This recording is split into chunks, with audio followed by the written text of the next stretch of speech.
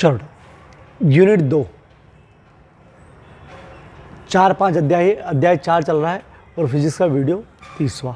ठीक है, सेल का विद्युत वाहक बल और सेल का विभवांतर या टर्मिनल वोल्टता क्या, समझो बेटा। अब नई चीज़ सेल, हालांकि अपन कभी कभी पुराने परिपथ में सेल लगा देते थे, लेकिन अब रियल में सेल क्या है। ठीक है, तो समझना है सेल क्या।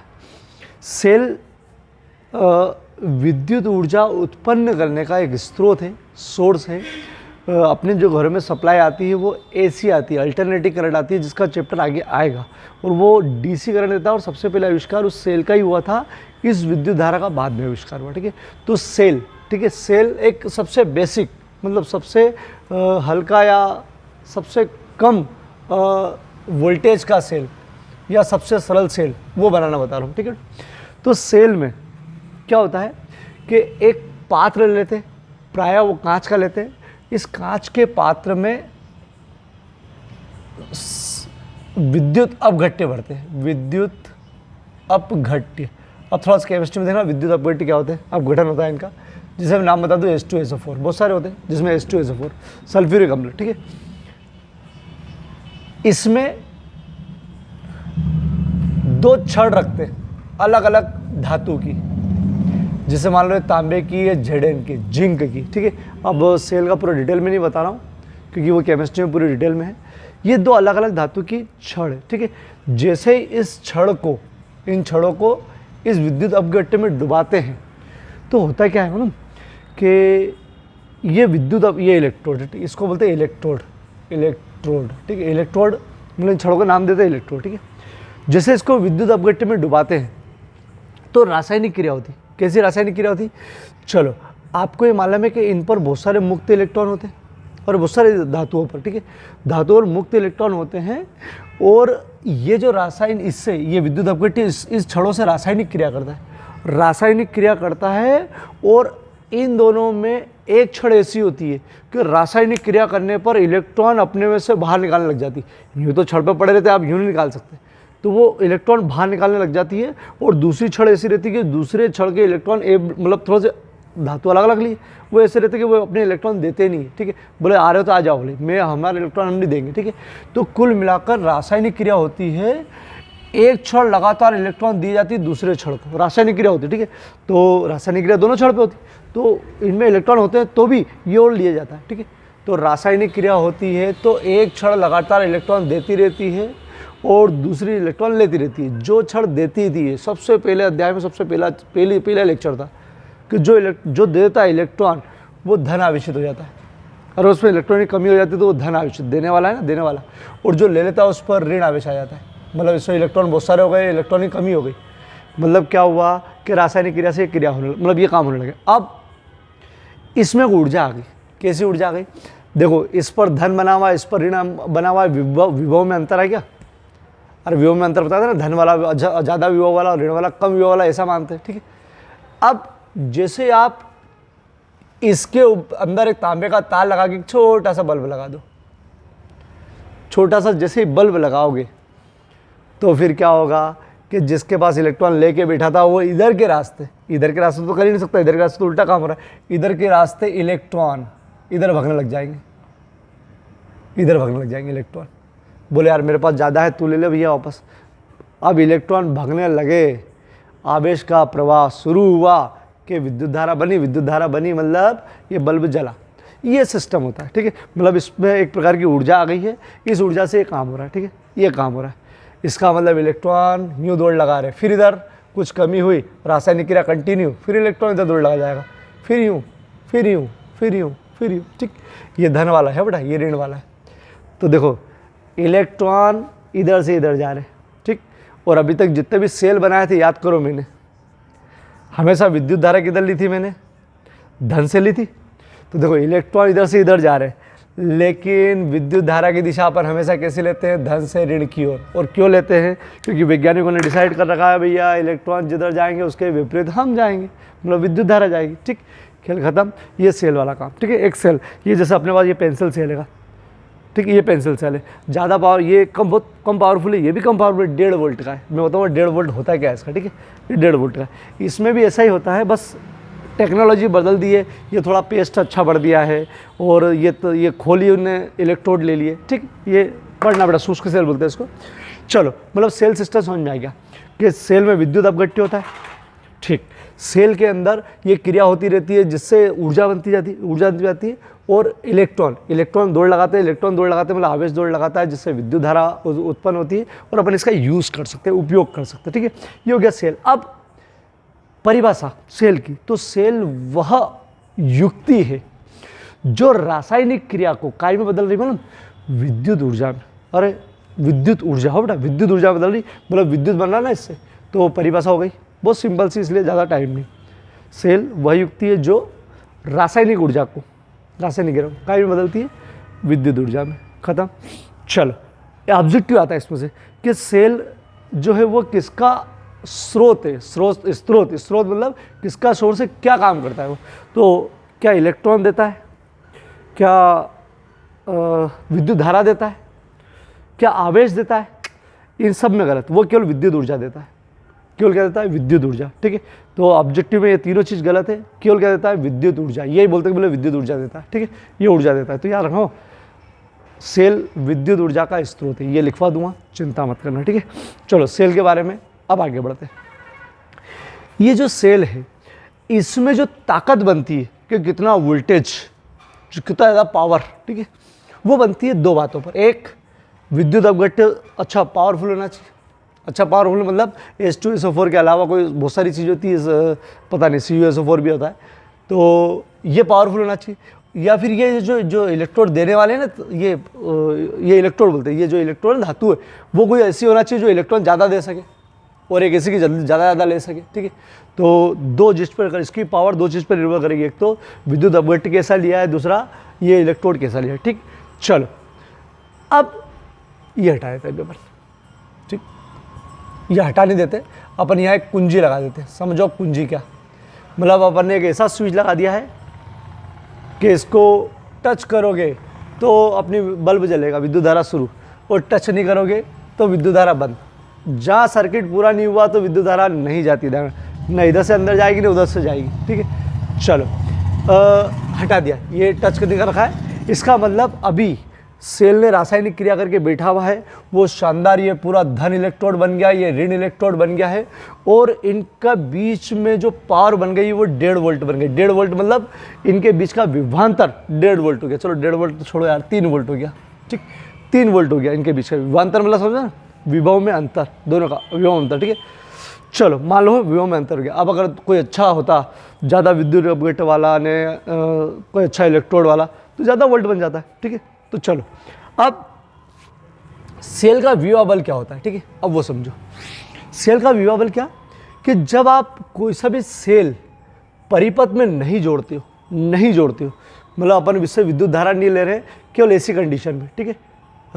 ये जुड़ा हुआ है, फिर भी यहाँ से विद्युत धारा नहीं आ रही ना, इसका मतलब ये खुले परिपथ में, खुला परिपथ मतलब धारा नहीं, खुला परिपथ धारा नहीं है। फिर इस दोनों इलेक्ट्रोडों के बीच जो विभवांतर बना हुआ है, अरे बना कैसे मालूम है ना, आवेश प्रदान, जो इलेक्ट्रोड, इन दोनों इलेक्ट्रोड के बीच जो विभवांतर बना हुआ है, विभव में अंतर, इसका मान लो 0, इसका मान लो 3, तो 3 विभवांतर, ठीक है, ऐसे 0 लिख दिया बेटा। चलो, इनके बीच में जो विभवांतर है वो कहलाता है विद्युत वाहक बल। विद्युत वाहक मतलब पहुंचाने वाला बल, ताकत, वो विद्युत वाहक बल, ठीक है। विवा बल, इलेक्ट्रोमोटिव फोर्स। तो विद्युत वाहक बल सिंपल हो गया कि जो आप सेल ला रहे हो, उन सेल की जो पावर बता रहा है वो, कि दोनों इलेक्ट्रोड का पावर कितना है, बस वही उसका विद्युत वाहक बल है। जैसे ये जो अपने घरों में सेल है ना, इसका विद्युत बल होता है 1.5 वोल्ट। इससे जो बड़ा आता था, कभी आता है डब्बू टाइप, वो होता है 3 वोल्ट का। कभी बाइक हो, उनकी बैटरी निकालना, वो बैटरी है, बताओ बैटरी कैसे बनती है आगे, उसका EMF मतलब विद्युत वाहक बल होता है 12 वोल्ट। जो कार उनकी बैटरी आती है उसका होता है 24 वोल्ट, विद्युत वाहक बल 24 वोल्ट, ठीक है। तो विद्युत वाहक बल समझे कि जो आप सेल खरीद रहे हो, वो सेल कितने पावर का है, मतलब उनके दोनों इलेक्ट्रोडों के बीच का विभवांतर कितना है, तो वो कहलाता है उसका विद्युत वाहक बल, ठीक है। चलो बोलो सर ये समझ में आ गया कि क्या बोले, जब सेल से विद्युत धारा मत लो, उसको खरीद के लाओ, पर उसका उपयोग अभी नहीं कर रहे हैं, जिसे इसका अभी उपयोग नहीं कर रहे हैं, तो इसके दोनों इलेक्ट्रोडों, अरे 2 इलेक्ट्रोड है इसमें, ये टोपी वाला धन होता है और ये ऋण होता है, अपन ने यहाँ बना रखे, इसमें सिस्टम अलग रहता है, ठीक है। तो दोनों इलेक्ट्रोडों के बीच का जो विभवांतर है उसे बोलते हैं सेल का विद्युत वाहक बल, इसको बोलते हैं EMF, और शॉर्टकट में लिखते हैं E से, ठीक। चलो ये तो हो गया। बोला सर सेल का विभवांतर क्या या टर्मिनल वोल्टता क्या? तो टर्मिनल वोल्टता क्या कि जब आप सेल से विद्युत धारा ले रहे हो, मतलब इसको बंद परिपथ में कर रहे हो, अभी खुला था ना, बंद परिपथ, बंद मतलब ये स्विच को, मतलब वो स्विच है ना, उसको ऑन करने के लिए ऐसा कर दिया, ठीक है, ये अभी, ठीक है, बंद परिपथ, धारा लेना, ठीक, बंद परिपथ मतलब धारा ले रहे हो, बल्ब जल रहा है, ठीक है। जब बंद परिपथ, जैसे ही आप इसको बंद परिपथ में रखते हो तो सुनो, आपके साथ धोखा हो जाता है। क्या धोखा हो जाता है? सुनना, जैसे आप बंद परिपथ में इसको यूज़ करते हो तो ये जो बल्ब है, ये बल्ब जो लगा रखा है, इसको बोला था कि भैया हम आप पे 3 वोल्ट का देना, 3 वोल्ट लगाएंगे आप पर, 3 वोल्ट से जलना, आप तो 3 वोल्ट लगाएंगे तो उसके हिसाब से उजाला देगा, हालांकि देता वाट के हिसाब से कितनी शक्ति है उसकी, लेकिन वोल्टेज का भी असर पड़ता है। चलो तो बोले 3 वोल्ट, लेकिन जैसे इसको आप टच करते हो विद्युत धारा बनती है, तो ये जो 3 वोल्ट है, पूरा 3 वोल्ट इसको नहीं मिलता है, वो मात्र मतलब कम मिलता है, बहुत ज़्यादा कम नहीं, लेकिन उससे कम मिलता है। इसका मतलब कि जब आपने इसका यूज़ करना शुरू करा, जैसे इसको यूज़ करा तो आपका वोल्ट कितना बताने लग गया, 2.5 वोल्ट। मतलब यहाँ पर ऐसा वोल्ट मीटर होता है, बेटा आगे बताऊँगा, ये तो ख़राब वाला है, ठीक है। ऐसा वोल्ट मीटर होता है कि अगर इसको यहाँ लगा के देखा जाए, या यहीं लगा के देखा जाए, या इसके पास लगा के देखा जाए, तो ये बताएगा बोले नहीं 3 से कम है, वो 3 से कम बताएगा। ये जो वोल्टेज है ये कहलाएगा सेल का विभवांतर या टर्मिनल वोल्टता। मतलब धोखा हुआ, 3 का पैसा दे के आया अपन और मिला 2.5, और होता ही यही है। बताओ उसका कारण क्या है, ठीक है, उसका कारण क्या है। तो देखो यूँ 3 वोल्ट हो बेटा, अगर आप वापस इसको हटा दोगे ना वापस, तो वहाँ तो वो 3 वोल्ट बोले चेक कर ले, ठीक, चेक करने जाएगा तो फिर कम, लेकिन मजबूरी है, ठीक है। तो वो खुला परिपथ होगा, यूज़ नहीं कर रहे तो फिर 3, जहाँ उसको चेक करने के लिए रखा, बल्ब लगाया, चेक करने के लिए रखा 2.5 वोल्ट, जैसे ये अभी 1.5 वोल्ट, जैसे इसको मैं चेक करूँगा, देखो सेल भी खराब है और ये भी ख़राब है, इसलिए दिखा नहीं रहा हूँ, ये चेक करूँगा मैं, तो ये इसमें भी कुछ ना कुछ लगा हुआ है, तो बोला कि नहीं यार इतना नहीं बताएगा, और कितना बताएगा, कम, इससे कम बताया, 1.5 है तो 1 ही बताएगा, ठीक है। चलो मतलब धोखा हो रहा है। वो धोखा हो कैसे रहा है, क्यों हो रहा है बता दूँ। जैसे आपने टच करा तो शानदार तरीके से इलेक्ट्रॉन दौड़े, मतलब विद्युत धारा, इलेक्ट्रॉन इधर तो विद्युत धारा दौड़ी, तो विद्युत धारा दौड़ी तो यही अपने काम की है, यही विभवांतर बन रहा है, मतलब इसके लिए विभवांतर ये है, मतलब यहाँ पर जो बन रहा है वो। लेकिन गड़बड़ क्या होती है कि जब वो विद्युत धारा बाहर तो बह रही है, साथ में अंदर भी तो बह रही है यार, ये भी तो यही सेल इसकी पावर से इधर से इधर प्रवाहित कर रहा धारा को। तो ये छोटी सी जो धारा है ना, छोटी सी धारा, मतलब छोटी सी क्या, वो तो धारा ही है, ये छोटी सी धारा खुद थोड़ा सा विभव खा जाती है बेटा, क्योंकि धारा तब बहती है जब विभवांतर रहता है। तो ये यहाँ पर क्या होता है, इस धारा के मार्ग में रुकावट आती है, विद्युत अपघटन दिक्कत देते, तो उनको दिक्कत पार करने के लिए थोड़ी बहुत ऊर्जा ले लेता है इससे, तो वो आधा वोल्ट ये खा जाता है, ठीक है, आधा वोल्ट यहाँ पर। खराब सेल ज़्यादा खो जाता है और अच्छा सेल थोड़ा कम खाता है, तो ये खा जाता है, ठीक है, ये थोड़ा सा खा जाता है। इसका मतलब क्या कि यहाँ पर जो विद्युत धारा बन रही है वो ही मेन कारण है इसके विभव को कम करने वाला, मतलब विद्युत वाहक बल को सीधे काई में कन्वर्ट कर देता है वो विभवांतर में। मतलब कोई सा भी सेल लाओगे आप विभव बल का यूज़ नहीं कर पाओगे, अपन विभवांतर का यूज़ करेंगे, क्योंकि विभव बल कब होता है, जब आप यूज़ नहीं कर रहे हो। तो यूज़ नहीं कर रहे हो तो क्या ऐसे देखने के लिए लाएगा, देखोगे वैसे क्या बन जाएगा, विभवांतर, ठीक है, विभवांतर। अब इसके बारे में वो डिस्कस करेंगे क्यों क्या, ये अभी बाकी है, ठीक है। चलो अब परिभाषा हो जाए, क्लियर हो गया। सेल समझ लिया, सेल के बाद विद्युत वाहक बल क्या कि जब यूज़ नहीं कर रहे हो तो उसके सिरों का विभवांतर विद्युत वाहक बल, ये समझने की चीज़ है। और यूज़ कर रहे हो तो यूज़ कर रहे हो मतलब बंद परिपथ में, मतलब कन्फ्यूज़ होता है बंद, ठीक, बंद का मतलब वो बंद नहीं, बंद मतलब पूरा जुड़ा हुआ, ठीक, बंद मतलब विद्युत धारा लेने वाला, तो धारा वाला याद रखो, लेकिन बंद भी याद रखो ऑब्जेक्टिव में आ जाए तो। चलो जब धारा ले रहे हैं तो सेल का जो दोनों इलेक्ट्रोड का विभव है, विभव नहीं विभवांतर, विभव में अंतर, वो जो विभवांतर है वो कहलाता है सेल की टर्मिनल वोल्टता या सेल का विभवांतर, टर्मिनल वोल्टता या विभवांतर, ठीक है, विभवांतर। इस महाराज को V से प्रदर्शित करते हैं, इस महाराज को E से प्रदर्शित करते हैं, ठीक है। दोनों विद्युत वाहक बल और विभवांतर है विभव और है विभव, दोनों परिभाषा में क्या, खुले परिपथ में हो तो इनका इलेक्ट्रोड का विभवांतर ये कहलाता है, बंद परिपथ में हो तो दोनों इलेक्ट्रोड का विभवांतर ये कहलाता है। मतलब दोनों विभव और विभवांतर है तो दोनों का मात्रक क्या, वोल्ट, ठीक, दोनों का मात्रक वोल्ट है। विद्युत वाहक बल का मात्रक भी वोल्ट है, लिखवाऊंगा, और विभवांतर का मात्रक भी वोल्ट है, ठीक है। चल अब जितना हो गया उतना मैं याद करवा दूँ, उसके बाद आगे बढ़ेंगे, ठीक है। सेल वह युक्ति है जो परिपथ में विद्युत धारा के प्रवाह को बनाए रखती है। सेल विद्युत ऊर्जा का स्रोत है, ये याद रखो। आवेश का नहीं लिख सकते, इलेक्ट्रॉन का नहीं लिख सकते, और विद्युत धारा का नहीं लिख सकते, क्या लिख सकना है, ऊर्जा का, ठीक है। चलो, सेल का विद्युत वाहक बल अब याद करने को 10 हो बेटा। जब सेल खुले परिपथ में होता है, ये याद रखो, जब सेल से धारा ली जाती है, खुला परिपथ माइंड में रखो, ठीक है, माई मिस्टेक, सॉरी। जब सेल खुले परिपथ में होता है मतलब धारा नहीं ली जाती है, ठीक है, माई मिस्टेक। तो जब सेल खुले परिपथ में होता है मतलब धारा नहीं ली जाती है, तो इसके दोनों इलेक्ट्रोडों, समझते हो इलेक्ट्रोड क्या होते हैं, इलेक्ट्रोडों के विभवांतर को, विभव में अंतर को सेल का विद्युत वाहक बल कहते हैं।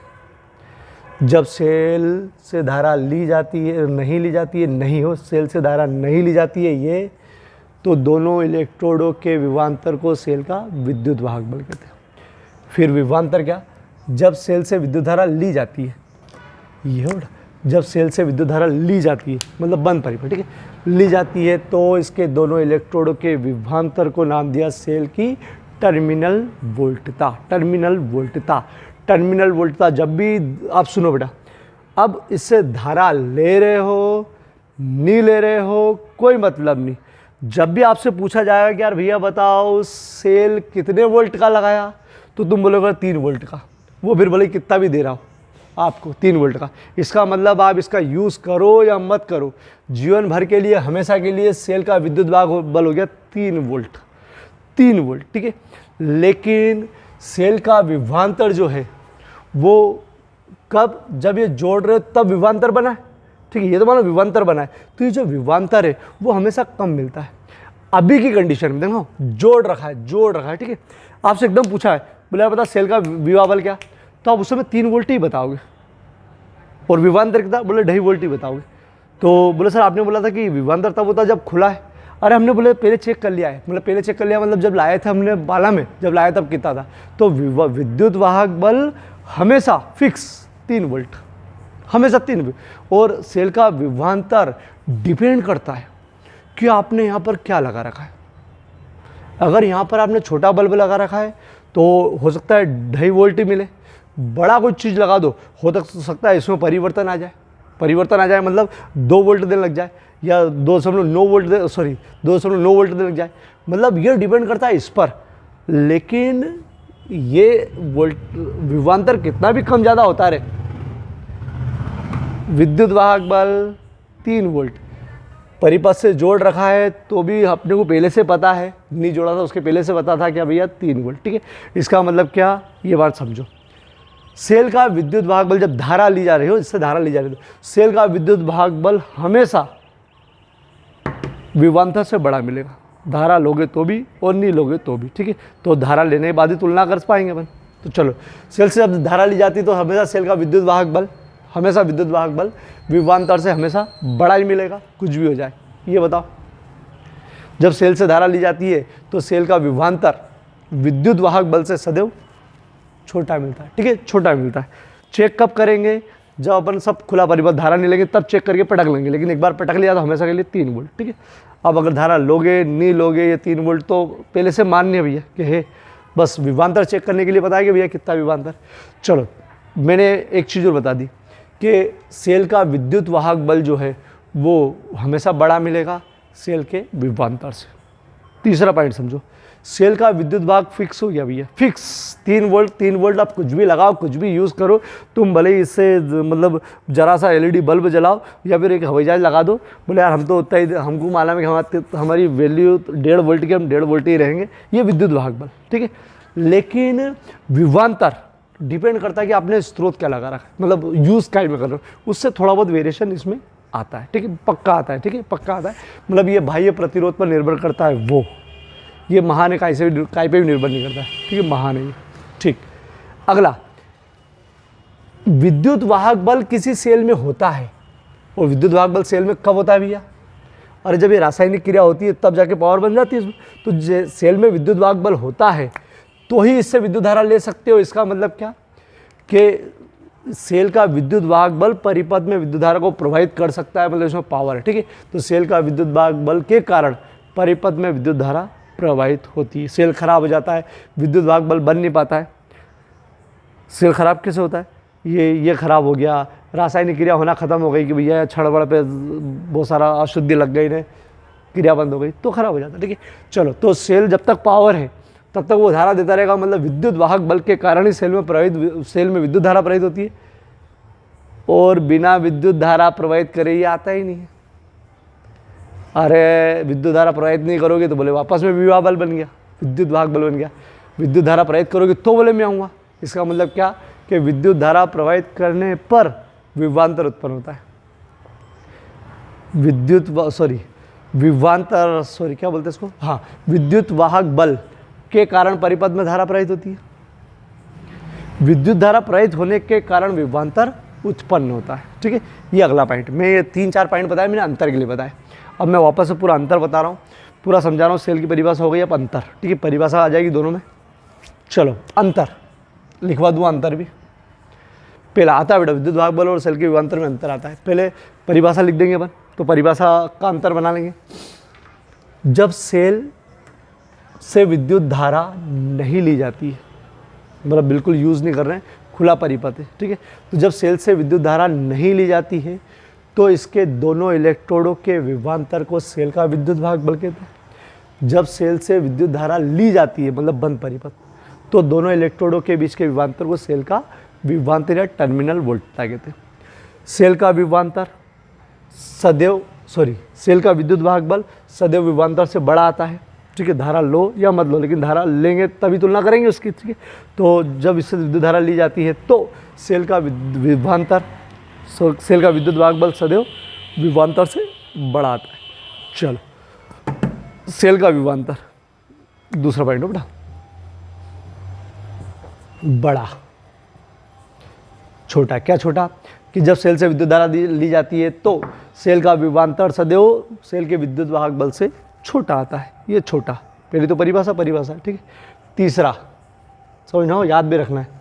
तीसरा बताया था अपन ने कि यार ये जो विद्युत वाहक बल है वो इसके बाह्य प्रतिरोध पर निर्भर नहीं करता है, ये काय पे भी निर्भर नहीं करता है। ये केवल 2 बातों पर निर्भर करता है कि आपने विद्युत अपघट्य क्या भर रखा है, आपने इलेक्ट्रोड की क्वालिटी कैसी रखी, ज़्यादा इसी पर निर्भर करता है कि भैया कोई अच्छा विद्युत वाहक बल, मतलब अच्छा सेल बनाने के लिए अच्छा मटेरियल यूज़ कर ले, ठीक है, उस पर निर्भर करता है। इसका मतलब ये सेल के मतलब बाह्य प्रतिरोध पर निर्भर नहीं करता, जो बाहर लगा रहा है उसके प्रतिरोध पर नहीं करता है।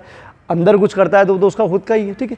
तो ये सेल का विद्युत वाहक बल परिपथ के बाह्य प्रतिरोध पर निर्भर नहीं करता है। सेल का विद्युत वाहक बल बाह्य प्रतिरोध पर निर्भर नहीं करता है। सेल का विभवांतर बाह्य प्रतिरोध पर निर्भर करता है, यहाँ पर डिपेंड करता है कि आपने क्या लगा रखा है, उसके हिसाब से विभवांतर दे देगा, ठीक है। चलो, बाह्य प्रतिरोध निर्भर नहीं करता है, निर्भर करता है। चौथा, विशेष, इसके कारण सेल के विद्युत वाहक बल के कारण ही परिपथ में धारा प्रवाहित होती है, क्योंकि विद्युत वाहक बलों का तो नहीं होगी। और विद्युत धारा प्रवाहित होने के कारण सेल में विभवांतर उत्पन्न होता है। जब तक यह कुंजी मतलब बटन नहीं लगाया, तो बटन को टच नहीं करोगे तब तक विभवांतर बनेगा ही नहीं, ठीक है। इसका मतलब विद्युत धारा प्रवाहित होती है तो ही क्या बनता है, विभवांतर, ठीक है। चलो, अब इसको पूरा सिस्टमेटिक लिखवा देता हूँ, समझना है इसको बेटा, ठीक है।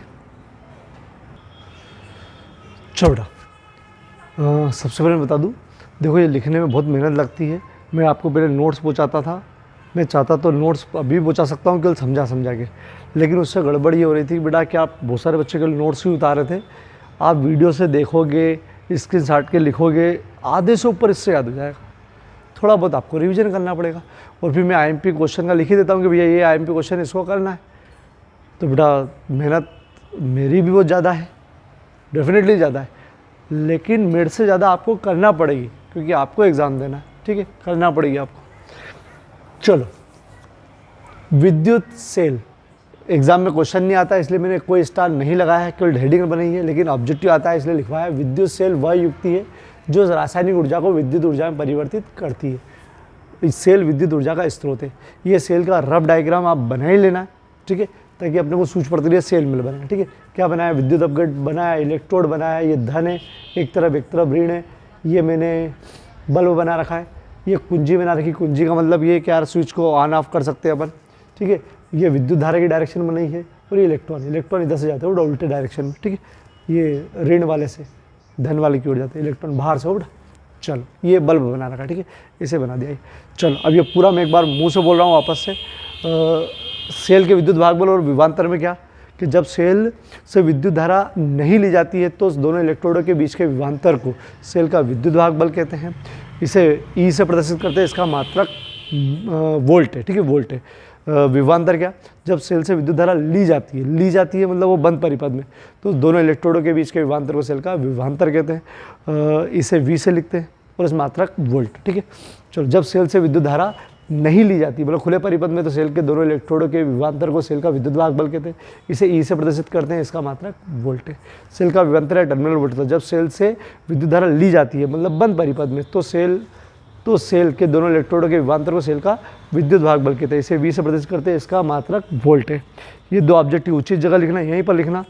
सेल के खुले परिपथ में उसके इलेक्ट्रोडों के बीच महत्तम विभवांतर को सेल जब खुले परिपथ मतलब विद्युत धारा नहीं ले रहे, खुला मतलब खुला ओपन, ये जैसा भी खुला ही है, ठीक है। तो हाँ, विद्युत धारा तो बना दी मैंने, लेकिन ओपन, ठीक है। ओपन मतलब जब विद्युत धारा नहीं प्रवाहित हो रही है, तो जब नहीं होती, यूज़ नहीं करते, तो पहला वाला विद्युत वाहक बल, ठीक है। देखो ऐसा ऑब्जेक्टिव दे दिया। चलो, विद्युत ऊर्जा स्रोत और सब ऑब्जेक्टिव आए में है, वो है ये विद्युत ऊर्जा स्रोत है। इलेक्ट्रॉनों का नहीं, विद्युत ऊर्जा का, विद्युत आवेश का, विद्युत धारा का। किसका है, विद्युत ऊर्जा का, ठीक है। चलो, ये आया हुआ है। सेल के विद्युत भाग बल और विभवांतर या टर्मिनल वोल्टेज में अंतर जो भी पूछे, टर्मिनल वोल्टेज पूछे तो टर्मिनल वोल्टेज, विभवांतर पूछे तो विभवांतर। देखो परिभाषा मैंने वापस लिख दी, सेम टू सेम परिभाषा लिखी हुई है, बस ये नहीं लिखा ई और वी, वो यहाँ लगा दिया मैंने। सेल का विभवांतर बोले तो लिख के आना, टर्मिनल वोल्टेज बोले तो लिख के आना, और हेडिंग डालना। मतलब सबसे सही सिस्टम यही है कि आप आंसर में पहले हेडिंग डालो, फिर ऐसा पूरा सिस्टमेटिक, ठीक है। पहली परिभाषा नहीं बता रहा हूँ। दूसरा, इसका मान विद्युत वाहक बल का मान ज़्यादा होता है, बड़ा होता है विद्युत भाग बल, विभवांतर से विभवांतर छोटा होता है विद्युत भाग बल से, ठीक है। अगला पॉइंट है कि यह परिपथ के बाह्य प्रतिरोध पर निर्भर नहीं करता, ये महान है, किसी भी निर्भर नहीं करता, ठीक है, मतलब बाहर से तो, ठीक है, अंदर ही अंदर करता है, ठीक है। ये परिपथ के बाह्य प्रतिरोध पर निर्भर करता है। प्रतिरोध मतलब जो भी लगा रखा है साधन, उसका प्रतिरोध, ठीक है। चलो, इसके ही कारण परिपथ में धारा प्रवाहित होती है। ये पावरफुल है ना, विद्युत वाहक बल बनता है जब रासायनिक क्रिया होती है, तो ही, ठीक है। सभी सेलों में बैटरी में लिखा हुआ था ईएमएफ बराबर इतना सारा, मतलब उसकी ईएमएफ ताकत इतनी बनी हुई है, देख इतना भी कम देता हो लेकिन इतनी बनी है। इसके कारण परिपथ में धारा प्रवाहित होती है, और परिपथ में धारा प्रवाहित होती है तो ही ये बनता है, बोला ना, परिपथ में धारा प्रवाहित होती है तभी सेल धारा ली जाती है, तो ही, ठीक है। चलो, पढ़ा देता हूँ, तो याद समझा दिया अपन ने। परिभाषा, सेल का विद्युत वाहक बल विभवांतर से सदैव बड़ा होता है, मतलब पावरफुल होता है। सेल का विभवांतर विद्युत वाहक बल से सदैव छोटा होता है। यह परिपथ के बाह्य प्रतिरोध पर निर्भर करता है, यह परिपथ के बाह्य प्रतिरोध पर निर्भर नहीं करता है। माय मिस्टेक, यह परिपथ के बाह्य प्रतिरोध पर निर्भर नहीं करता है, पावरफुल नहीं करता है, यह परिपथ के बाह्य प्रतिरोध पर निर्भर करता है। इसके कारण परिपथ में धारा प्रवाहित होती है। परिपथ में धारा प्रवाहित होने के कारण यह उत्पन्न होता है, ठीक है। देखो, रट्टे लगाना तो बहुत सिंपल है, परिभाषा हो गई है, बड़ा, ये छोटा, और बाह्य प्रतिरोध पर निर्भर नहीं करता है, कुछ भी नहीं, और करता है, और ये क्या है, क्या इसके कारण धारा प्रवाहित होती है, बोले धारा होती है तो बोले मैं उत्पन्न होता हूँ, ठीक, ये सिंपल सा है। चलो, स्क्रीनशॉट ले लो फटाफट।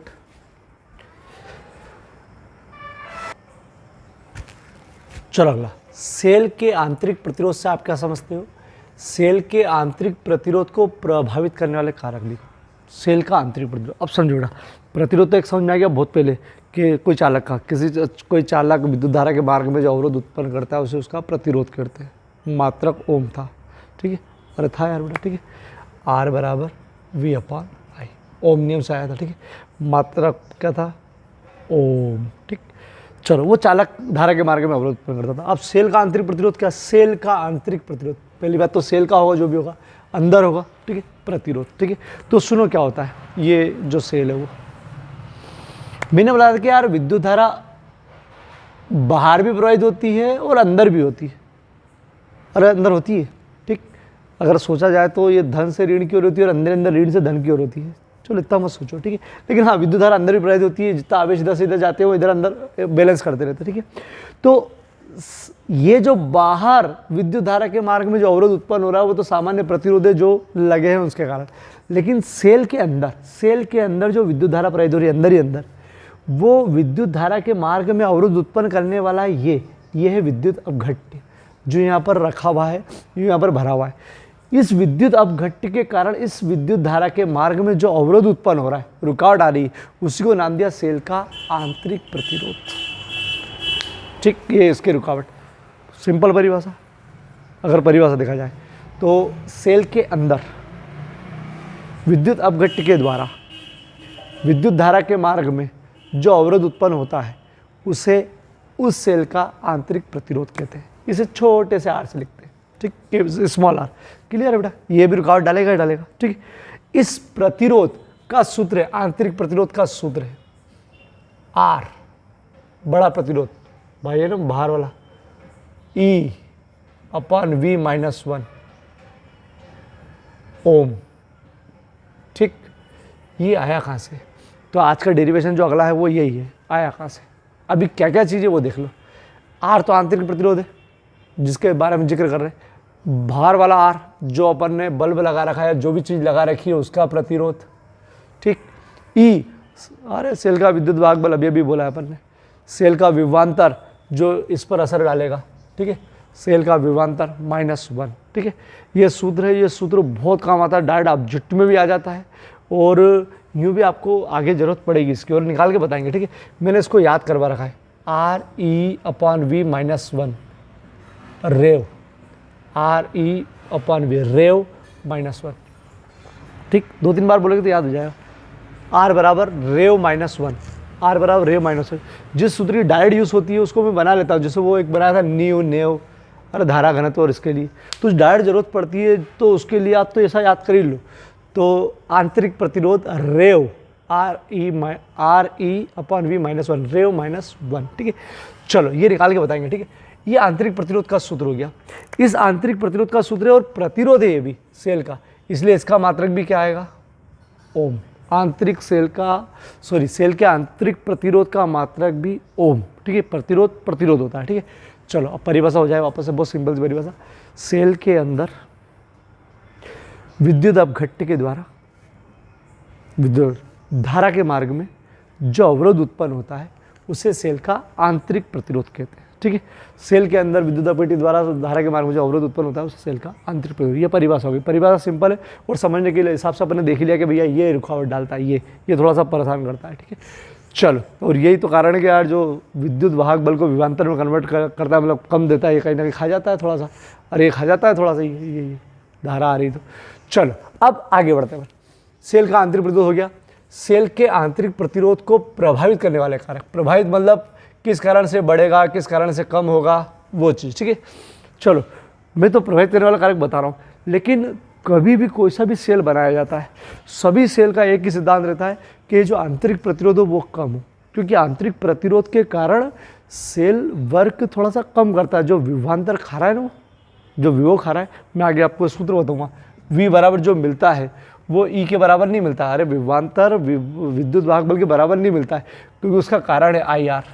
ये जो आंतरिक प्रतिरोध है ना, ये अपने आप को घटा लेता है। ये IR बता दूँ, ये भी विभव होता है ओम नियम से, ठीक है। ये जो ना R, अगर ये बड़ा होता ना तो देखो E माइनस में ना, तो ये माइनस में जितनी बड़ी चीज़ होगी उतना और ख़त्म करती जाएगी इसको, ठीक है। तो मेन कारण ये है R। ये R कोशिश करते हैं सेलों में कम से कम हो, ठीक है। चलो अभी तो अपन बता रहे हैं किससे बढ़ता है किससे कम होता है, सब मिक्स कर रहे हैं, ठीक है। लेकिन कोशिश करते हैं कि R कम मिले, ठीक है। कुछ मजबूरियाँ होती है, ठीक है, लेकिन कम मिले। खराब सेलों में ज़्यादा ही रहता है R। चलो पहला है ये जो दोनों इलेक्ट्रोड है, हिंदी में लिख रहा हूँ, यहाँ से बता देता हूँ। ये जो दोनों इलेक्ट्रोड है इसके बीच की दूरी पर ये इस प्रकार के सेलों में यार बेटा, अब इस प्रकार के सेलों में तो अलग चीज़ होती है, ठीक है, लेकिन इस प्रकार के सेलों में देख लो, इस प्रकार के सेलों में क्या कि अगर दोनों इलेक्ट्रोड के बीच की दूरी आप बढ़ा दो मतलब बड़ा पात्र रख दो और ऐसे बड़े बड़े दूर दूर रख दो, ये अभी इतनी दूरी, अभी ज़्यादा दूरी है, तो ज़्यादा दूरी होने पर आंतरिक प्रतिरोध का मान बढ़ेगा या कम होगा?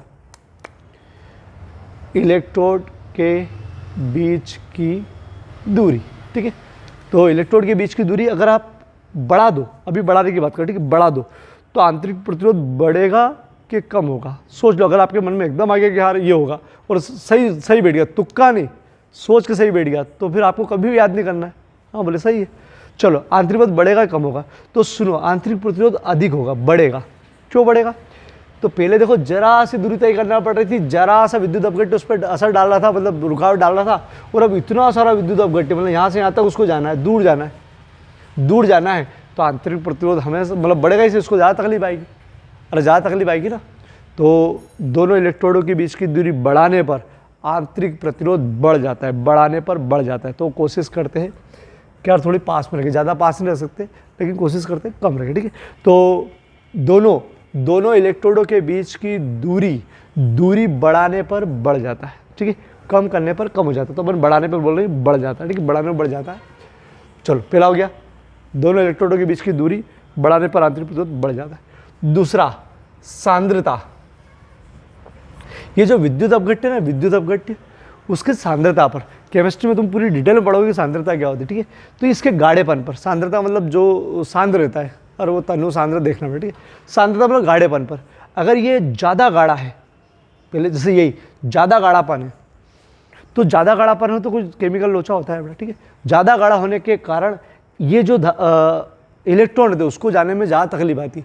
आप अगर समझना चाहते तो ऐसा कि यार पानी में चलना आसान रहता है, प्रतिरोध कम मिलेगा, ठीक है, लेकिन अगर कीचड़ मतलब ज़्यादा कीचड़ टाइप हो, सांद्रता ज़्यादा हो, सांद्रता मतलब गाढ़ापन, ठीक है, तो आपको तकलीफ ज़्यादा आएगी, इसको भी तकलीफ ज़्यादा आएगी। तो अधिक सांद्रता वाला जो अपघट्य मिलेगा उसमें प्रतिरोध ज़्यादा होगा, क्योंकि धारा को रुकावट ज़्यादा मिलेगी। प्रतिरोध मतलब क्या बताया? धारा की रुकावट, जितनी ज़्यादा धारा को रुकावट मिलेगी समझ जाओ प्रतिरोध ज़्यादा है। तो सांद्रता पर भी बढ़ता है, ये भी बढ़ता है, ठीक है। बोलो वो लेते हैं, फिर तनु लेते हैं, तनु H2SO4, ठीक है। चलो, तो दोनों इलेक्ट्रोड के बीच की दूरी बढ़ाओगे तो बढ़ेगा, सांद्रता बढ़ाओगे तो बढ़ेगा, ठीक। दो चीज़। अब तीसरी चीज़, मतलब इलेक्ट्रोड के बीच की दूरी कम करने पर फायदा हो जाएगा, कम ज़्यादा कम तो नहीं कर सकते आप, ठीक है। चलो, और क्या? तीसरा है, ये जो इलेक्ट्रोड है, इन दोनों इलेक्ट्रोडों अभी इतने डूबे, ठीक। अगर ये दोनों इलेक्ट्रोडों को अपन ज़्यादा विद्युत अपघट्य भर के ज़्यादा डुबा दे, ठीक, पहले इतने डूबे थे, अब इतने डुबा दिए, ज़्यादा डुबा दिए, ठीक, ज़्यादा डुबा दिए। अब बताओ कि अब क्या होगा? ज़्यादा डुबा दिए उसको, पहले कम डूबे थे, अब ज़्यादा डुबा दिए, तो बताओ आंतरिक प्रतिरोध बढ़ेगा कि कम होगा? चलो मैं बता दूं, कम होगा। सुनना बेटा, इधर से इधर जाने वाले कौन है? इलेक्ट्रॉन। पहले रासायनिक क्रिया हो रही थी इतने इलेक्ट्रोडों से, इलेक्ट्रॉन देने वाले ये इलेक्ट्रोड, इनसे निकल रही।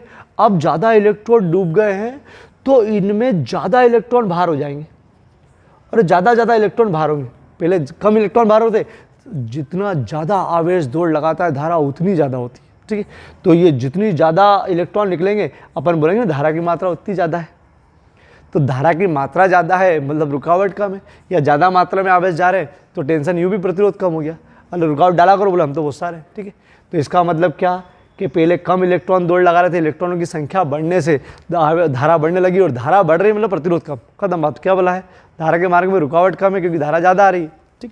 तो ज़्यादा इलेक्ट्रोड डूबे रखो, जितने ज़्यादा हो सकते, बस तभी तो ये जो जितने भी सेल आते हैं उसमें केवल ठुड्डिया दिखती है, बाकी सब पेस्ट भरा है अंदर, ये पेस्ट के रूप में रहते हैं, अंदर पेस्ट रहता है पूरा। तो ज़्यादा इलेक्ट्रोड डुबा के रखते हैं इसमें, ठीक है।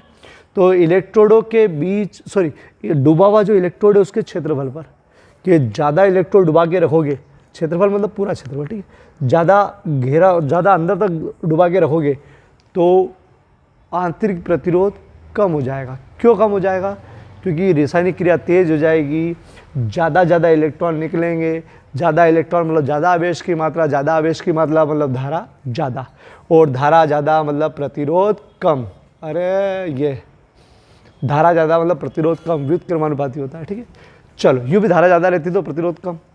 चलो किसका बोला अपन ने, डूबे हुए इलेक्ट्रोड के क्षेत्रफल पर, ठीक। चलो अब अगला ताप पर, अब समझो ताप पर। ताप क्या, अगर इसका ताप बढ़ जाता है या अपन बढ़ा देते हैं, ठीक है, प्राय तो अपने आप बढ़ता है, जब सेल का यूज़ करते तो गर्म होता है वो अंदर। अगर ताप बढ़ जाता है तो ताप बढ़ने पर प्रतिरोध बढ़ेगा या कम होगा।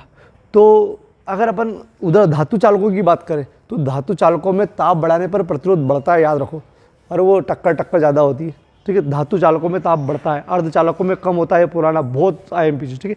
लेकिन ताप बढ़ाने पर आंतरिक प्रतिरोध सेल का वो हो जाता है कम। फिर टेंशन बोले कम क्यों, तो कम इसलिए हो जाता है कि जब गर्म केमिस्ट्री में वो है कि जब कोई सी भी रासायनिक क्रिया हो रही हो, उसको थोड़ा सा ताप दे दे, गर्म कर दे, तो रासायनिक क्रिया तेज हो जाती है। अरे हो जाती है, जब आप थोड़ा सा गर्म कर देना तो वो रासायनिक क्रिया तेज हो जाती है, मतलब इलेक्ट्रॉन निकलने की दर कम समय में ज़्यादा इलेक्ट्रॉन निकलना शुरू हो जाएंगे जब गर्म होगा। और इलेक्ट्रॉन ज़्यादा, धारा ज़्यादा मतलब प्रतिरोध कम। धारा के मार्ग में तो रुकावट है, धारा ज़्यादा मतलब प्रतिरोध कम, ठीक है। तो ताप पर इसका प्रतिरोध क्या हो जाता, का प्रभाव क्या होता है कि प्रतिरोध कम हो जाता है। ध्यान रखो, उधर अलग है, वो प्रतिरोध अलग है, आंतरिक प्रतिरोध। आंतरिक प्रतिरोध ताप बढ़ाने पर प्रतिरोध क्या हो जाता है, कम। चलो अब मैं एक बार फिर समझा रहा हूँ, और जो रट्टे लगाने वाले हैं उनको रट्टे भी लगवा दूंगे, ये रट दो, लेकिन जो समझने वाले हो तो ठीक। चलो पहला, दोनों इलेक्ट्रोडों के बीच की दूरी पर, दोनों इलेक्ट्रोड के बीच की दूरी जितनी ज़्यादा करोगे इलेक्ट्रॉनों को उतनी दूरी तय करना पड़ेगी, प्रतिरोध ज़्यादा, ठीक है। दूरी बढ़ाओगे प्रतिरोध ज़्यादा बढ़ेगा। सांद्रता पर ज़्यादा गाढ़ापन रखोगे, सांद्रता मतलब अधिक गाढ़ापन रखोगे तो उसको तकलीफ आएगी निकलने में, मतलब प्रतिरोध ज़्यादा, ठीक है, प्रतिरोध ज़्यादा। डूबे हुए इलेक्ट्रोड का क्षेत्रफल, अगर इलेक्ट्रोड का डूबा हुआ क्षेत्रफल बढ़ा दो, पहले कम डूबा हुआ है तो इतने के इलेक्ट्रॉन बाहर हो रहे, जब ज़्यादा डुबा दिया तो इतने सारे इलेक्ट्रॉन बाहर आ रहे, इलेक्ट्रॉन की मात्रा बढ़ रही है, मतलब धारा बढ़ रही है, तो मतलब आवेश बढ़ रहे हैं, मतलब ज़्यादा धारा मतलब प्रतिरोध कम, ठीक है।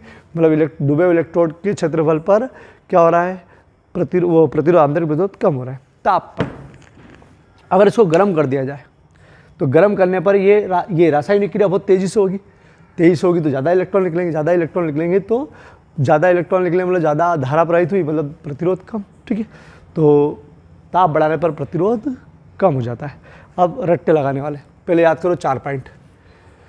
दोनों इलेक्ट्रोडों के बीच की दूरी, दोनों इलेक्ट्रोडों के बीच की दूरी पर, दोनों इलेक्ट्रोडों के बीच की दूरी पर हो गया, दोनों इलेक्ट्रोडों के बीच की। तीसरा सांद्रता पर, विद्युत अपघट्य की सांद्रता पर, विद्युत अपघट्य की सांद्रता पर, इलेक्ट्रोड के डूबे हुए क्षेत्रफल पर, इलेक्ट्रोड के डूबे हुए क्षेत्रफल पर, और ताप पर, ठीक है।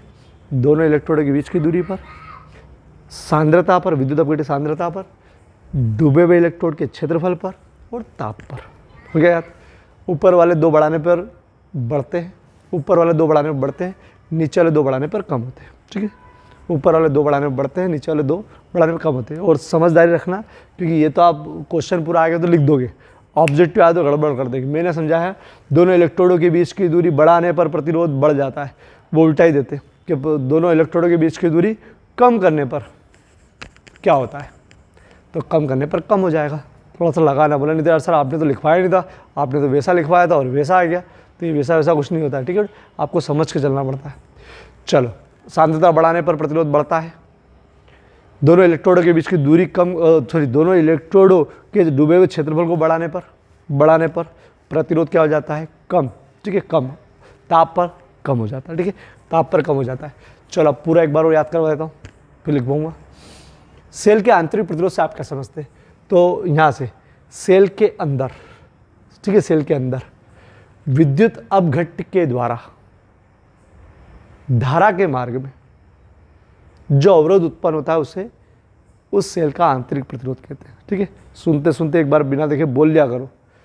सेल के अंदर विद्युत अपघट्य के द्वारा धारा के मार्ग में जो अवरोध उत्पन्न होता है उसे सेल का आंतरिक प्रतिरोध कहते हैं। सूत्र याद करो, आंतरिक प्रतिरोध R बराबर रेव -1 R E upon V -1, R बाह्य प्रतिरोध, विद्युत वाहक बल जो अभी अपन ने अभी सोचा है, विभवांतर -1, इसका एसआई मात्रक ओम है, ठीक है।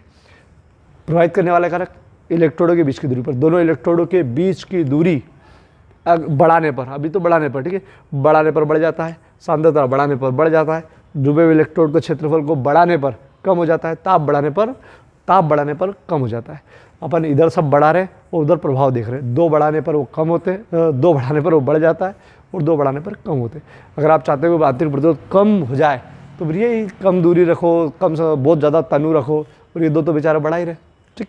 चलो मेटार के वापस बता रहा हूँ मैं। चलो बेटा, सेल के आंतरिक प्रतिरोध से आप क्या समझते हैं? सेल के अंदर विद्युत अपघट्य के द्वारा धारा के मार्ग में जो अवरोध उत्पन्न होता है उसे सेल का आंतरिक प्रतिरोध कहते हैं। इसे आर से प्रदर्शित करते हैं, ये अभी याद करने के लिए है, ये एग्जाम में लिख के मत आना, रे -1 रे व -1, ठीक है, ये अभी सिद्ध करना बाकी है। आंतरिक प्रतिरोध का ऐसा ही मात्रक ओम है। प्रभावित करने वाले कारक मैंने क्या बोला, इलेक्ट्रोडों के बीच की दूरी पर बढ़ाओगे तो प्रतिरोध बढ़ जाएगा, ठीक है, और सांद्रता पर, गाढ़ापन ज़्यादा सांद्र होगा तो प्रतिरोध बढ़ जाएगा। डूबे हुए इलेक्ट्रोड का क्षेत्रफल बढ़ाओगे, मतलब इसको कम डुबाए तो ज़्यादा डुबा दो, या इसका एरिया बड़ा कर दो, छड़ को बड़ा कर दो, ठीक है, नहीं तो पूरा डुबा दो इसको, ठीक है। तो इलेक्ट्रोड का डुबाव क्षेत्रफल बढ़ाने पर आंतरिक प्रतिरोध कम होता है। क्यों कम होता है बता दिया, समझा दिया, ठीक है, कि ज़्यादा इलेक्ट्रॉन निकलते हैं। ताप बढ़ाने पर आंतरिक प्रतिरोध कम होता है, ज़्यादा इलेक्ट्रॉन निकलते हैं, ठीक है। तो नीचे वाले 2 बढ़ाने पर क्या होता है, आंतरिक प्रतिरोध कम, ऊपर वाले 2 बढ़ाने पर बढ़ता है, ठीक है। चलो, सेल के अंदर विद्युत अपघट्य के द्वारा विद्युत धारा के मार्ग में जो अवरोध उत्पन्न होता है उसे सेल का आंतरिक प्रतिरोध कहते हैं। आर से प्रदर्शित करते हैं, ये सूत्र है, ठीक। ओम सही लिखा है मैंने। सेल के आंतरिक प्रतिरोध को प्रभावित करने वाला कारक दोनों इलेक्ट्रोडों के बीच की दूरी पर, दोनों इलेक्ट्रोडों के बीच की दूरी बढ़ाने पर आंतरिक प्रतिरोध बढ़ता है, बढ़ाना पड़ता है, ठीक है। विद्युत अपघट्य की सांद्रता पर, विद्युत अपघट्य की सांद्रता बढ़ाने पर आंतरिक प्रतिरोध बढ़ता है। विद्युत अपघट्य में डूबे हुए इलेक्ट्रोड के क्षेत्रफल, विद्युत अपघट्य में डूबे इलेक्ट्रोड का क्षेत्रफल बढ़ाने पर आंतरिक प्रतिरोध कम होता है, ठीक है। ताप बढ़ाने पर आंतरिक प्रतिरोध कम होता है, ठीक है। और ऐसा ही हेडिंग देखे ना, सब ऐसे लिख के आना, सिस्टमेटिक हेडिंग देख के वो सारे मतलब टीचर नंबर देते, थोड़ा सा देखते बस बढ़ता कम। इलेक्ट्रोडों के बीच की दूरी कम करने पर इलेक्ट्रोड के बीच कम दूरी पर आंतरिक प्रतिरोध क्या होता है, सोचो जल्दी से। ताप बढ़ाने पर सेल का आंतरिक प्रतिरोध तो टीप सकते हो, कम होता है, ठीक। ये सब आए हुए हो, ताप बढ़ाने पर आंतरिक प्रतिरोध कम होता है हो। दोनों इलेक्ट्रोड बीच की दूरी कम करने पर आंतरिक प्रतिरोध कम होता है। ये आपको प्रैक्टिस करना, मैं लिखवा तो रहा हूँ, लेकिन अब आगे से कम करा करूँगा लिखाना, तुम करा करो ऑब्जेक्ट, ठीक है, लिखवा के लिख के दे दूंगा। चलो, ये चित्र नहीं बनाना है, ठीक, केवल ये इसके साथ ले लो जल्दी, एक डेरिवेशन हो रहे। चलो, बहुत आयामी डेरिवेशन, छोटा है बड़ा नहीं है। सेल के विद्युत वाहक बल, विभवांतर तथा आंतरिक प्रतिरोध में संबंध स्थापित करो। सेल के विद्युत वाहक बल जो शुरू में रहता है पावरफुल, विभवांतर जो विद्युत धारा प्रवाहित करने पर बनता है, आंतरिक प्रतिरोध जो अभी अपन ने पढ़ा, इनमें संबंध, मतलब ऐसा सूत्र चाहिए जो इनमें संबंध बता दे, ठीक है। तो इसके 2 सूत्र लाएंगे पर, अथवा में लिखा है सेल के आंतरिक प्रतिरोध का सूत्र याद करो जो अभी अपन ने पढ़ा ना, रे -1, तो पहले से याद है भैया ये तो, ठीक। ये भी सूत्र लाएंगे और एक और सूत्र लाएंगे, 2 सूत्र लाएंगे, ठीक है, 2 सूत्र लाएंगे अपन। तो इसमें जो भी सूत्र आएगा पुराने सूत्रों की मदद से आएगा।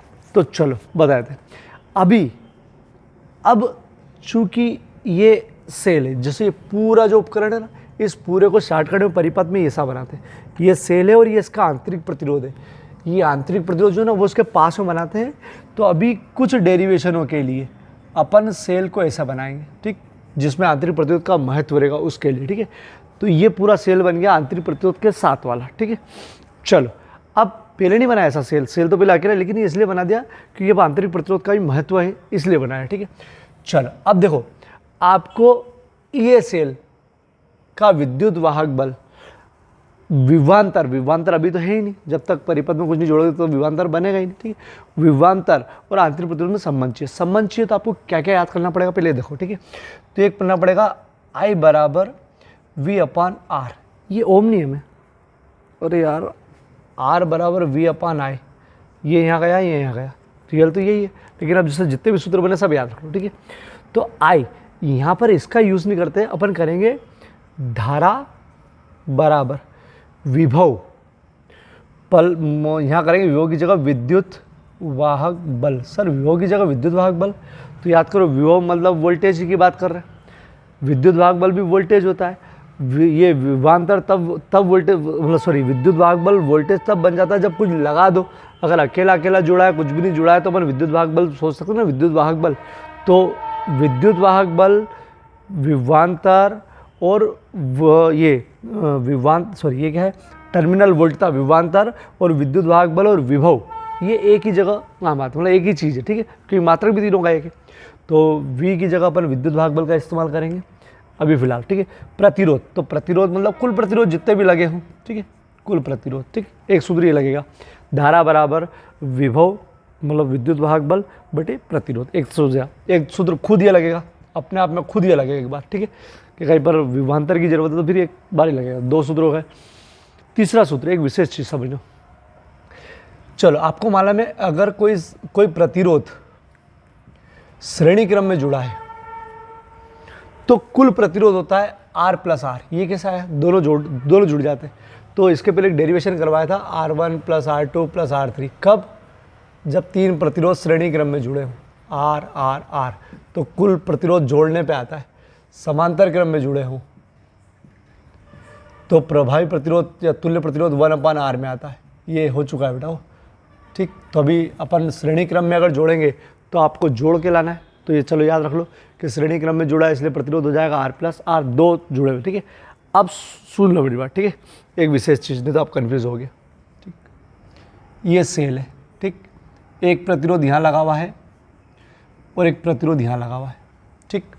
अब मैं बोल रहा हूँ कि ये पूरा श्रेणी क्रम में जुड़ा हुआ है। ये प्रतिरोध इस प्रतिरोध के साथ श्रेणी क्रम में जुड़ा है, या ये इसके साथ श्रेणी क्रम में जुड़ा है।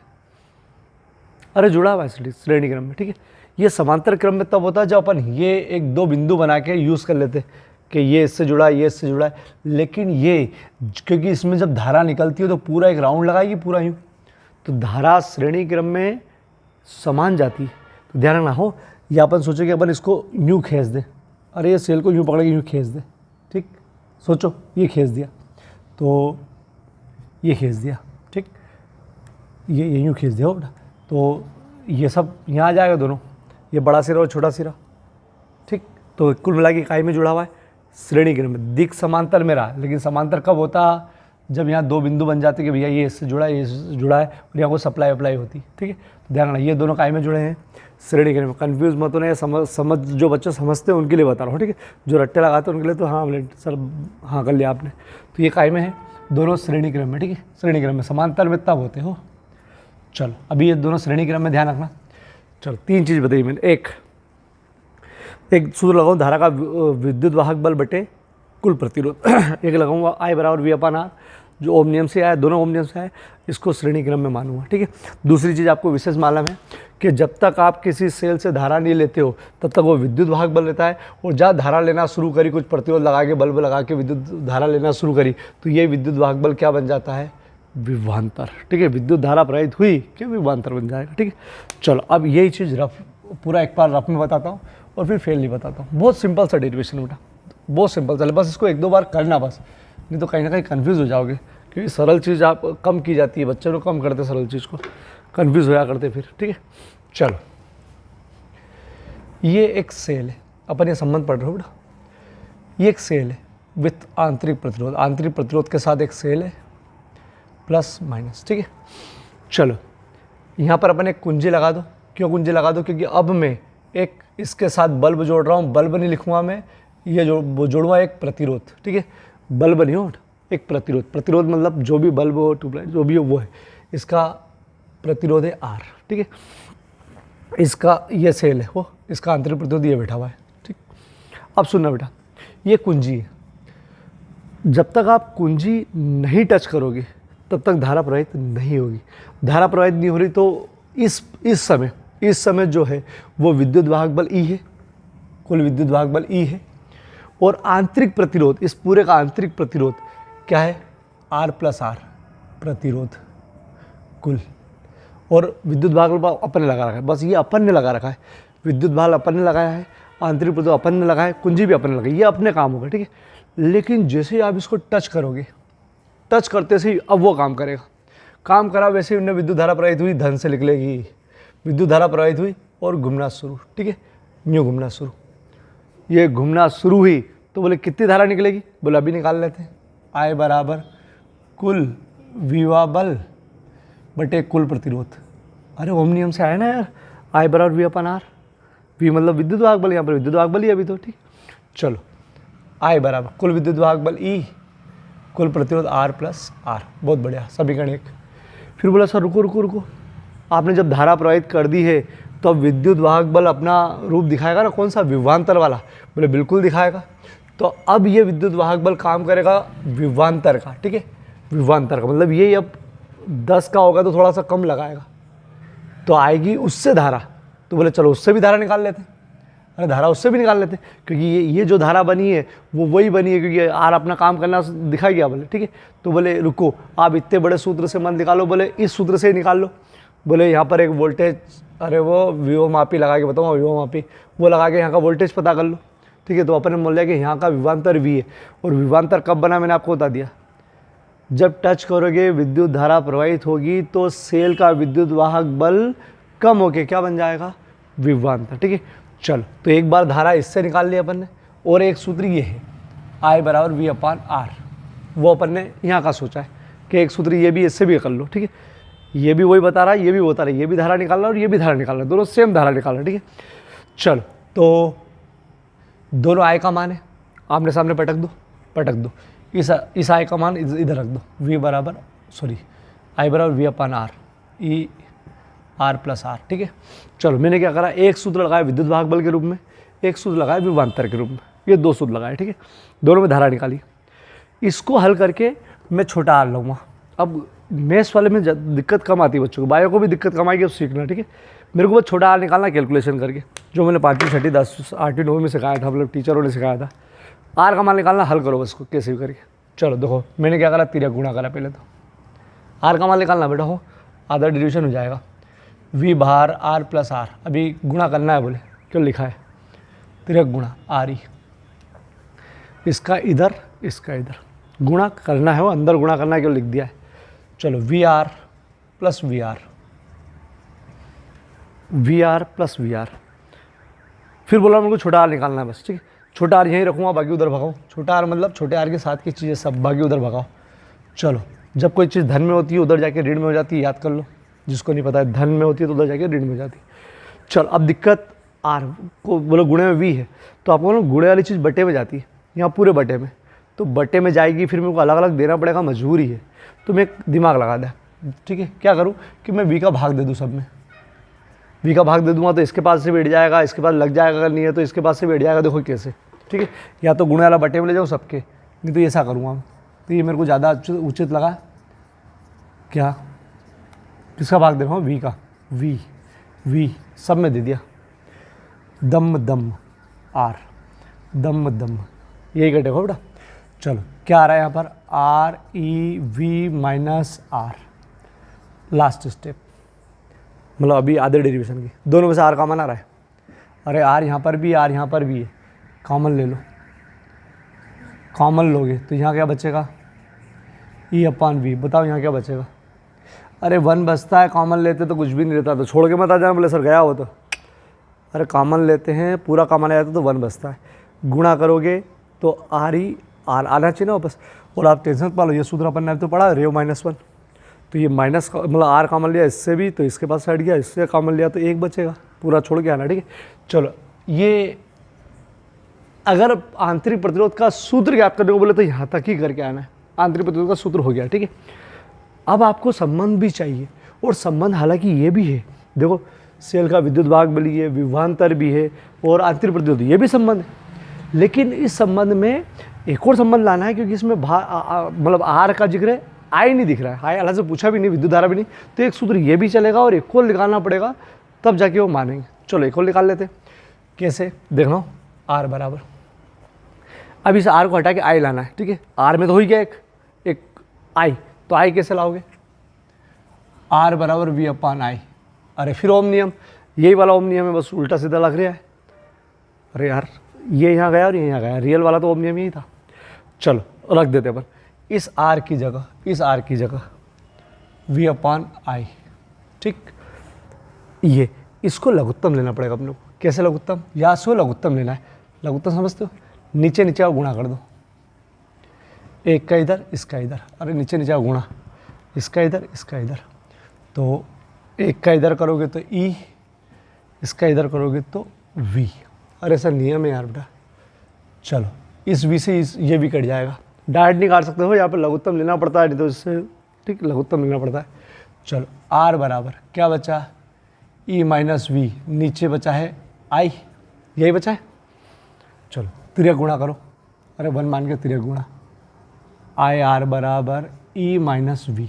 अब इस सूत्र को कैसे भी तोड़ मार लो, तो मैं ऐसे कर रहा हूँ, इस v महाराज को यहाँ ले गया, प्लस का हो गया, आई आर महाराज को उधर ले गया, v महाराज को इधर लाया तो प्लस हो गया, e ये रहा और आई आर उधर ले गया।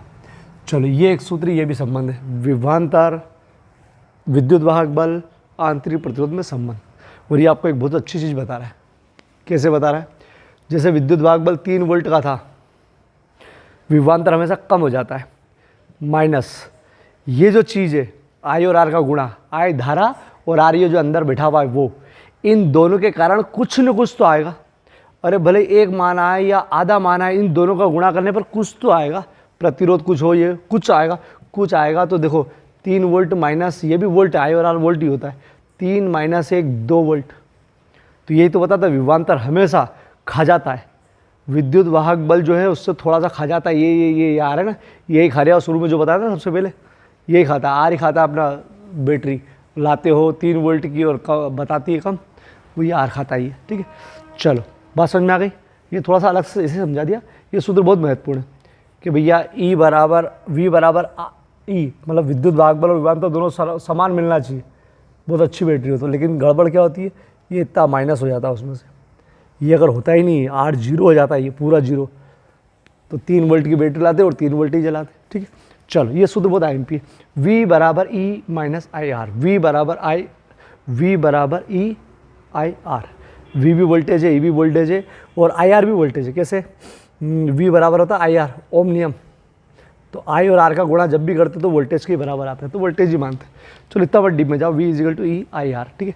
पूरा मिटा के वापस बता रहा हूँ, सरल सा डेरिवेशन है, पहले इसका सार बता रहा हूँ, ठीक है। मैंने क्या करा, पहले सेल के विद्युत वाहक बल और प्रतिरोध से एक सूत्र लगाया, विद्युत वाहक बल और प्रतिरोध का सूत्र लगाया।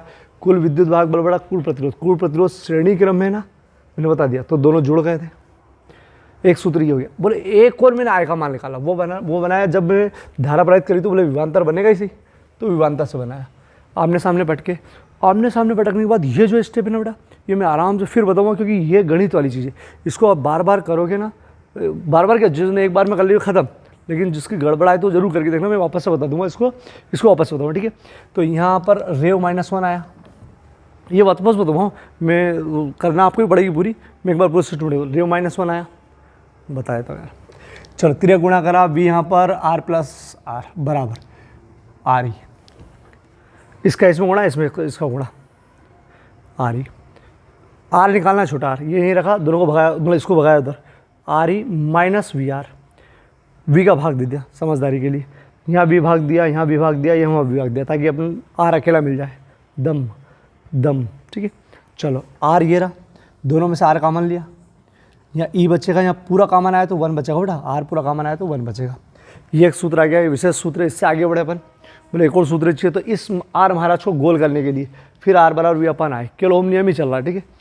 V अपन आए, फ़ौरन इसमें अपन ने लघुत्तम ले लिया, अपन ने इतना बड़ा लघुत्तम लिया, आप तो इतना सा कर सकते हो, V E माइनस V, अरे V लिख के इसको यहाँ लगाना बस, ठीक है। तो अपन ने ये बड़ा कर दिया मैंने, इससे ख़त्म, E माइनस V बटे I को इधर ले गए, आई आर बराबर E माइनस वी। यहाँ से आप किसी को भी उधर ले जा सकते हो, तो मैंने इसको V उधर ले गया हूँ और इसको इधर लाया हूँ, ठीक है। विभवांतर उधर ले गया हूँ, इसको इधर लाया, तो माइनस हो गया, ठीक है। चलो अब करते हैं इसको बेटा, बड़ा वीडियो हो गया लेकिन बहुत IMP चीज़ है। चलो बेटा, सेल के विद्युत वाहक बल, विभवांतर तथा आंतरिक प्रतिरोध में संबंध, या सेल के आंतरिक प्रतिरोध का सूत्र, कुछ भी आए थे यही करना है। अपन ने मान लिया कि सेल का विभव बल E, आंतरिक प्रतिरोध R है, इसके साथ श्रेणी क्रम है, ये श्रेणी क्रम में मानते, क्योंकि यहाँ कुछ लगा नहीं है। श्रेणी क्रम में एक बाह्य प्रतिरोध R लगा हुआ है, जिसे अपन कुंजी को दबाया, मतलब ये कुंजी नई डिज़ाइन की बना ली। अब ऐसा बना तो मेरे को दबाना पड़ती, वो ऐसा दबाते, इसलिए ये नई डिज़ाइन में अगर बिंदु बना दिया ना, इसका मतलब आप धारा चल लो, ठीक है। तो जैसे ही दबाया तो धन से धारा निकलेगी, धन से धारा निकलना शुरू। जैसे ही धारा निकलेगी तो सेल का विद्युत वाहक बल क्या बन जाएगा, विभवांतर। तो V मैंने यहाँ लगा दिया, इसके कारण बना ना ये बाह्य प्रतिरोध लगाया, तो ठीक। आप इसको बड़ा भी बना सकते हो क्योंकि ये तो तार होना है, तो ठीक। तो चलो यहाँ तक का सुन लो। माना एक सेल का विद्युत वाहक बल, ये तो याद नहीं समझना पड़ता बेटा, विद्युत वाहक बल E तथा आंतरिक प्रतिरोध R है। इसके साथ श्रेणी क्रम में एक बाह्य प्रतिरोध R जोड़ा है, ठीक, जिससे इसमें विद्युत धारा I प्रवाहित होती है और विभवांतर V बन जाता है। चलो कुल प्रतिरोध, पहले कुल प्रतिरोध क्यों, क्योंकि मेरे को यह सूत्र लगाना ओम नियम से, V/R। V मतलब विद्युत वाहक बल, यहाँ के लिए बेटा, यहाँ के लिए कि विद्युत वाहक बल, ठीक है, मतलब सूत्र समझने के लिए। फिर R बराबर V/I, ये दो सूत्र लगेंगे बस, ठीक है। चलो हमने जो लगा रखा है वो है प्रतिरोध और विद्युत वाहक बल। तो कुल प्रतिरोध R + R, क्यों, क्योंकि ये श्रेणी क्रम में इसलिए जुड़ते हैं, ठीक है। कुल प्रतिरोध हमने लगाया था और खुद विद्युत वाहक भी अपन ने लगाया था। धारा बन गई तो वो धारा निकालना, बन गई है वो धारा निकालना, ठीक है। दो चीज़ें अपन ने लगा रखी, धारा ये दो चीज़ें अपन लगाई, तो विद्युत वाहक बल E लगा रखा है, कुल प्रतिरोध दोनों मिलाकर, ये दोनों मिलाकर R + R, ये अपन ने कहा लिखा समीकरण 1 से, ठीक। चलो परंतु क्या, परंतु ये दो धारा निकली है, बोले हम और विधि से भी निकाल सकते हैं, इस विभवांतर से भी निकाल सकते हैं, वो भी ओम नियम से। वो कौन सी होती है, I = V/R। बोले आपने बड़े सूत्र से निकाली, हम छोटे सूत्र से निकालेंगे ये धारा, चूँकि धारा ये भी है, धारा ये भी है, धारा को आमने सामने पटका, कैसे, इसका मान, इस I का मान V/R। चलो अब यहाँ गणितीय विधि लगाना, जिस भी विधि से निकालो, मतलब शॉर्टकट वो कुछ भी, छोटा R निकालना है कैसे भी करके, ठीक है। तिर्यक गुणा बेटा V/R + R, इधर ER RE चलेगा बेटा आगे पीछे, इसका इधर करा, इसका इधर करा, ठीक ठीक। क्रॉस लगाना मत, ये तो गुणा करा है मैंने। चलो तो गुणा करो, VR + VR, इसका इसमें बराबर RE। चलो छोटा R निकालना है, इसलिए इसको यहीं रखा, भगाओ उधर VR, ठीक। चलो V बटे में ले जाना है, इससे अच्छा V का भाग दे दूँ, V का भाग सब में, VR RE VR, V का भाग दे दिया। चलो यहाँ भाग दोगे तो V से भी ख़त्म, R बचेगा, यहाँ कुछ भी ख़त्म नहीं, यहाँ ख़त्म, V से V, R बचा, ठीक। यहाँ पर R कॉमन ले लो, R common, E/V -1, R common लिया, इससे भी, तो यहाँ पूरा भार आएगा, पूरा भार आएगा तो 1 बचेगा यहाँ पर। चलो मैं यहाँ लिख दूँगा, यह सेल के आंतरिक प्रतिरोध का सूत्र है, यहाँ लिख दूँगा बेटा, समय नहीं बिगाड़ू अभी। चलो बहुत बड़ा वीडियो हो गया फिर भी, चलो समीकरण इसको मत नाम दो। एक तो संबंध ये हो गया, ठीक है, यहाँ लिखना परंतु, एक और संबंध लाने के लिए बेटा, अब इस R को हटाएंगे, कैपिटल R को हटाएंगे, धारा लाने के लिए एक संबंध हो ही गया, R = V/I, ये ओम नियम से, ठीक। रख दो इसमें R बराबर, R की जगह V/I। चलो गणित वाले या कोई सा भी बटे में 1 माना, लघुत्तम लिया, कुछ नहीं, इसको यहाँ लिखना है E - V, बहुत विशेष हो बेटा, यहाँ लघुत्तम V नीचे आएगा बेटा, तो नीचे गुणा V, इसका इधर, इसका ध्यान रखना हो। चलो अब कटेगा V से भी, यहाँ गलत मत कर देना। चलो R बराबर क्या बचा है, E - V, और नीचे केवल I बचा है, तो अब नीचे पूरा सब एक साथ हो गया, फिर गुणा कर दो, IR बराबर E - V, ठीक। V को इधर लाए और इसको इधर लेगा, इसको इधर, प्लस का हो गया E - IR। चलो ये संबंध है, विभवांतर विद्युत वाहक बल और आंतरिक प्रतिरोध में लिख दूँगा बेटा, मैं लिख रहा हूँ, 2 मिनट, अभी स्क्रीनशॉट मत लेना। चलो बहुत IMP डेरिवेशन है, इसको 1-2 बार छाप के देखना, बिना मतलब अभी उतारना, समझना और एक दो बार छाप लेना बस, ठीक है। चलो, और संबंध का मतलब समझ में आ गया ना, कि संबंध मतलब ऐसा सूत्र जिसमें आते हो तीनों, ठीक है। तीनों इसमें भी आ रहे हैं, लेकिन आपको यहाँ तक बढ़ाना है, ठीक है। चलो स्क्रीनशॉट ले लो इसका, ये नहीं करना है, ठीक। ये मैंने लगा दिया, लेकिन आप मत लगाना, ठीक। चलो स्क्रीनशॉट ले लो बेटा।